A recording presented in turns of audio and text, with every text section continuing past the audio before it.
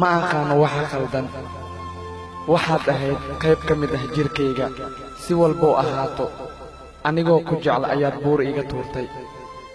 guusha qaar waxaa dhaanta guuldarrada, balse maanta adigoo guulaystay ayaad ilmaynaysaa.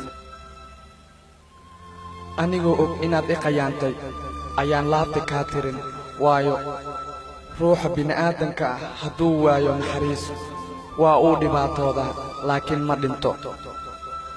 ruuxa bini'aadanka mar haddii dil toogasho lagu xukumo waxaa la weyddiiyaa dalabkiisii ugu dambeeyey, laakiin anigoo nool ayaad i ilowday. nolol waxaa lala wadaagaa qof dareemi kara xishmadda iyo kalgacaylka, adiguse qalbigaaga waa mid mugdi ah. jacaylka aniga ayaa xumbaaray oo xishmeeyey, maantana waxaan diyaar u ahay inaan ku iloobo oo aan xiriirkeena jaro. waxaa ii farxad ah inaan arko adigoo ilmaynaya, kuma dhahayo qalbigayga ma dareemayo, mana kuu damqanayo.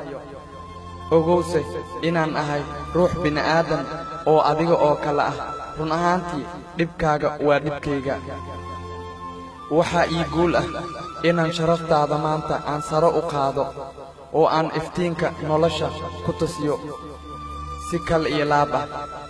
wakhtiga waa qaali, hana isku dayin sida aniga aad ii qayaantay inaad u qayaanto ruux kale. ogowse shakhsi kasto aniga oo kale ma ahan. naf aad sahansatay ayaad rabtaa inaad garab weyddiisato. waan dareemi karaa inaad garab iga baahan tahay, laakiin garab kuma siin karo. iga raali noqo.